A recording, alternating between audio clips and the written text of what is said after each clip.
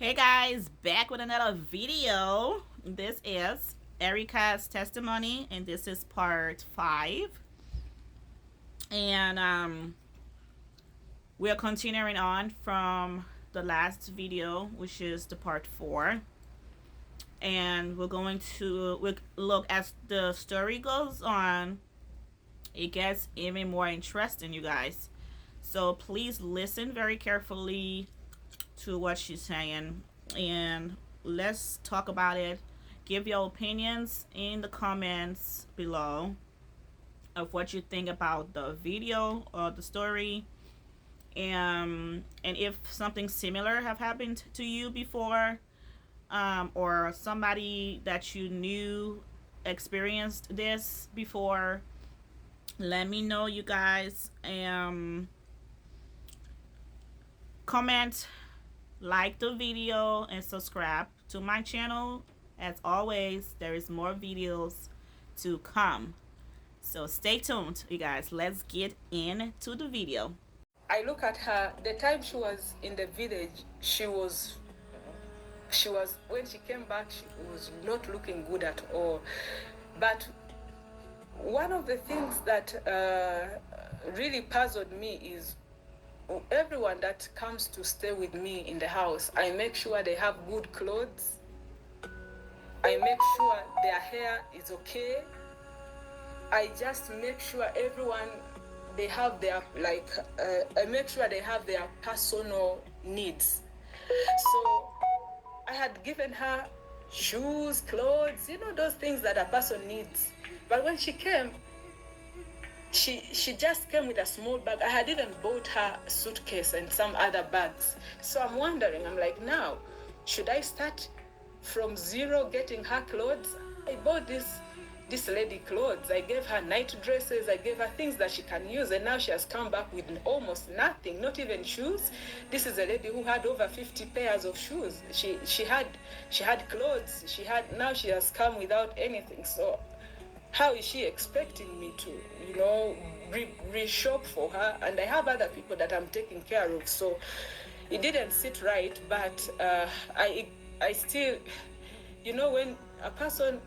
when you have a good heart, other people take advantage. They feel like that's a weakness they can take advantage of.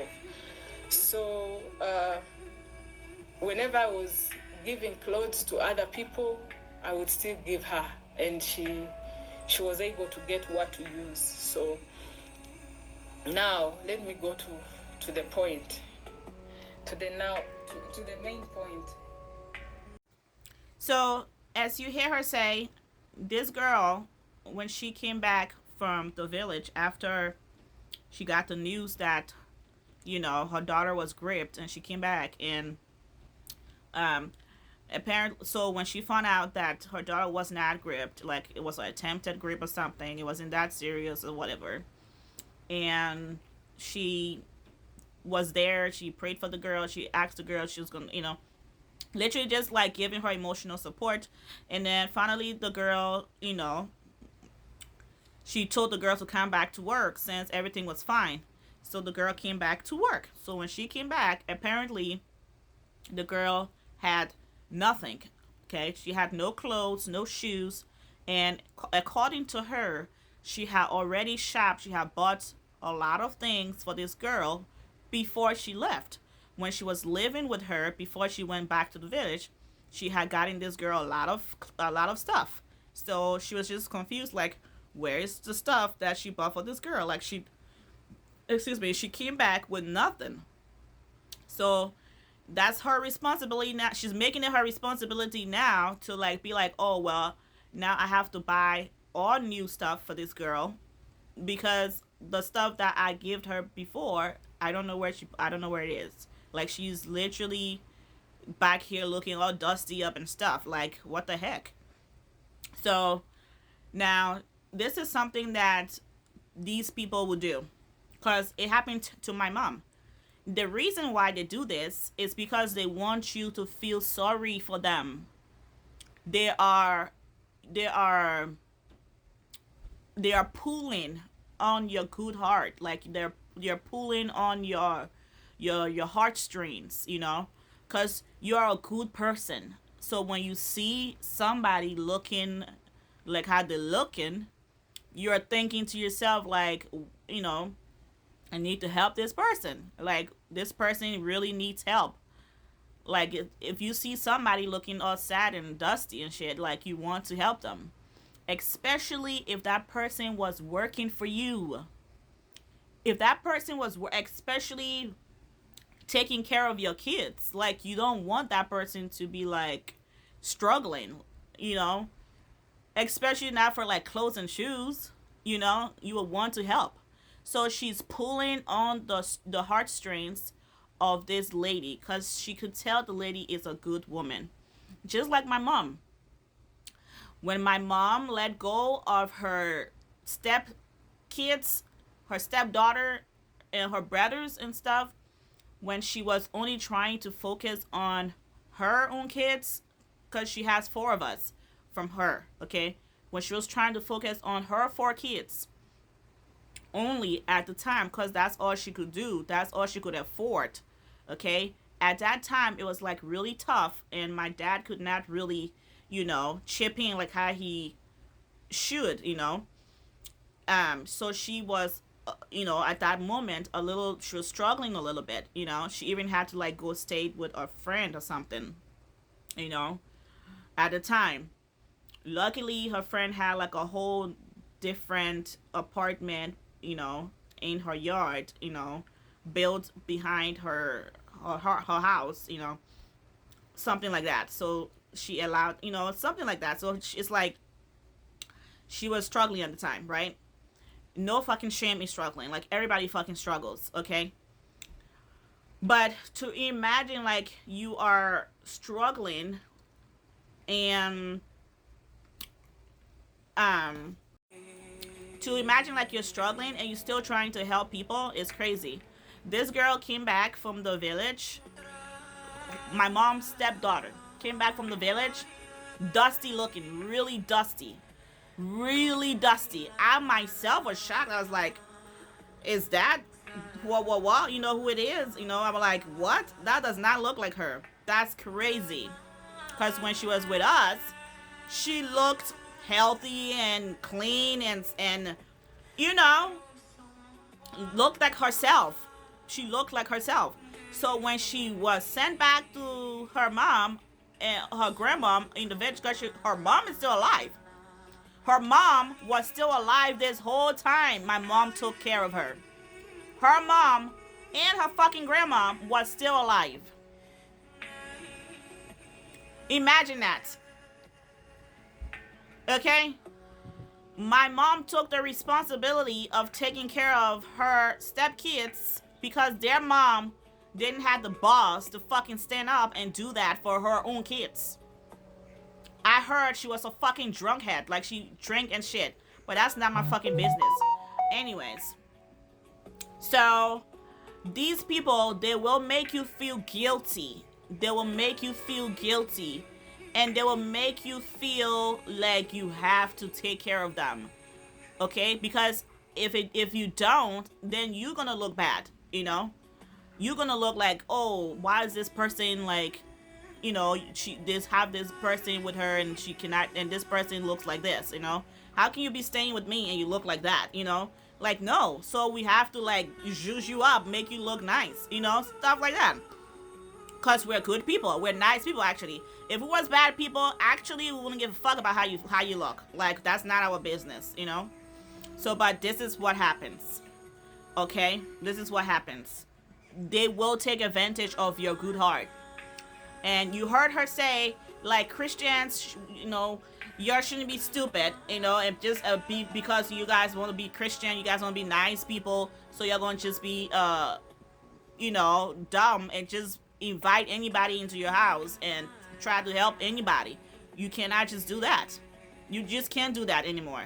Because you don't know who you are inviting in your house. You know, that person does not mean nothing good for you. So let's go on as you listen to what you have to say. Let's go on. Where God now really came through for me. And so that time she came back, I was almost giving birth to my fourth born, Zedekiah. So she went with me to hospital, came back from hospital. When you've just given birth, oh, my four babies, so they are toddlers now, and I needed to rest, and at the same time, work, then ministry, then, so as soon as I got out of hospital, I immediately started work. Me, I never rest. The day I ministered, like today, and then that same day, taken to hospital, I gave birth, stayed in hospital 3 days, came back. The following day, I was working, and that's how I've been. I've never. My husband was saying that next month is when he will try to take me on vacation so that I can have some days off. I'm always a hands-on person. Even if I want to rest, I'm looking at the people that God has entrusted me with, and I'm like, resting means, their destinies, their future. I'm a destiny helper. So, but my husband has insisted. He said that I'll have to go and rest. So now, let me go to the point. So 2 months after, we go for ministry in Uganda. And in that ministry, it was for the World Share Foundation. I just want to thank everyone that is standing with the World Share Foundation. I had to go see those children that we are educating. I had to go see the site where we want to put up a school and hospital. We had to get some documents from different government offices. We were registering the NGO and all that. It's a long process. So I had to go. Although I wanted to stay with my baby, but I had to go. There are also these babies that need a future. So, So now, when I came back from Uganda, that's where my nightmare started. I started feeling heaviness. I started fainting. In a day, I would faint, I don't know how many times. Sometimes I could faint 6 times. Sometimes I would faint 5 times. I started bleeding.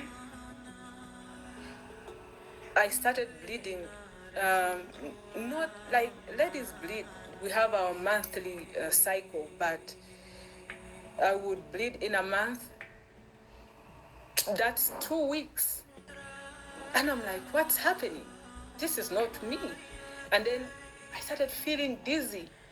I started feeling all the time I would be nervous. I thought I'm going to faint.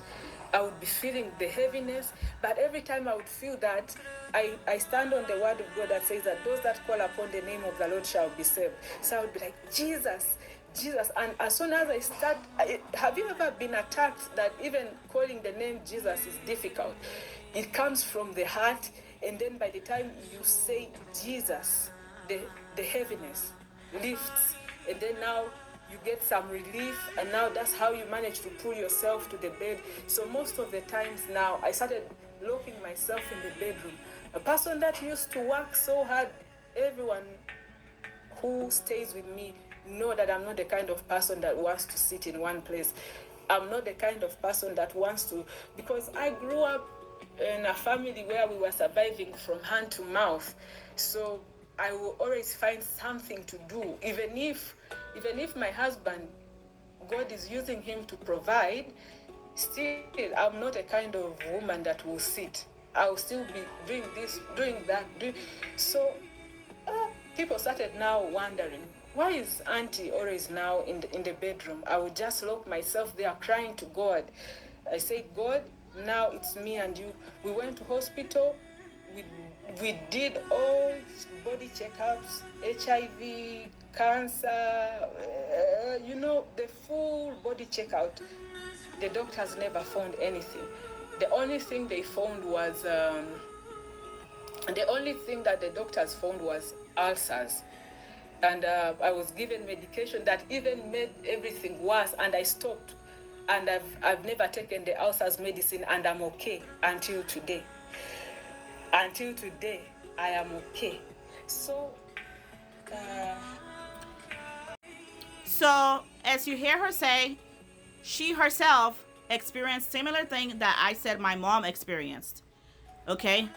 So, she was fainting just the same as my mom. She had gone dizzy, same as my mom. And when she went to the doctors, they did all these different tests on her. Why? Because they didn't know what was going on with her. They did not know what was going on with her. Okay? So they did all these different tests on her. Like she just said, like they did HIV, they did all these other different ones. Okay? Nothing. The only thing that came back, they said she had ulcer. Okay? Very same thing with my mom. They did not know what was going on with my mom when they took her to the doctors. And then they said she had ulcer. You guys, I can't make this up. I cannot make this up. This is insane.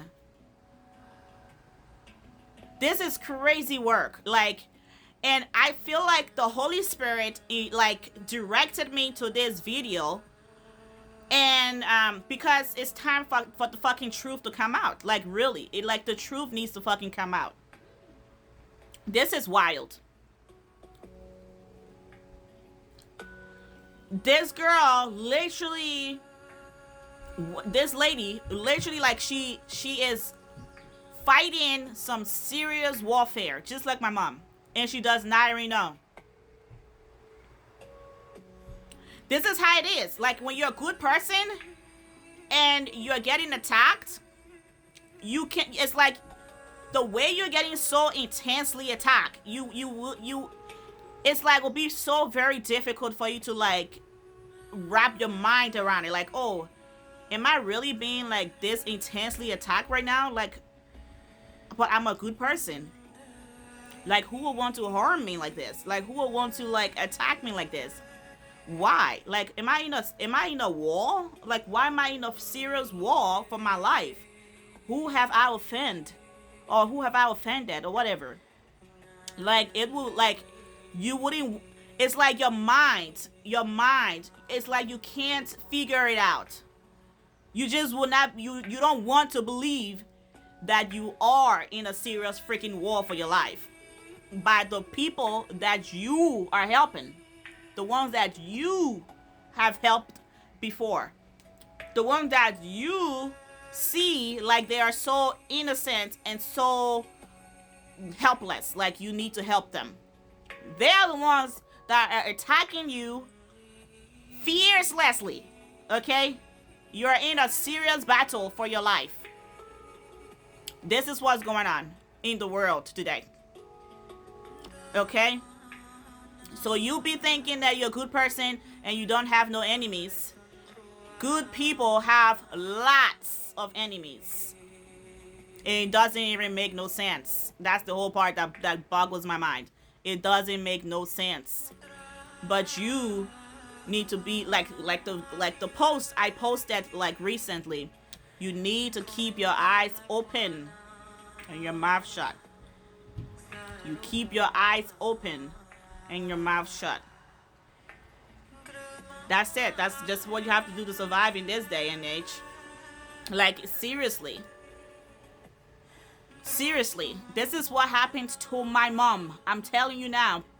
This is what happened to my mom. Exact same scenario. Like, you can't, I just cannot make this up. When I watched this video the first time, it blew my mind. I was so shocked. I was like, wow, I can't believe this. It's so, like, ridiculous. So I just want to get awareness out there. If you have experienced something like this, please let me know in the comments. If somebody you know have experienced something like this, let me know in the comments.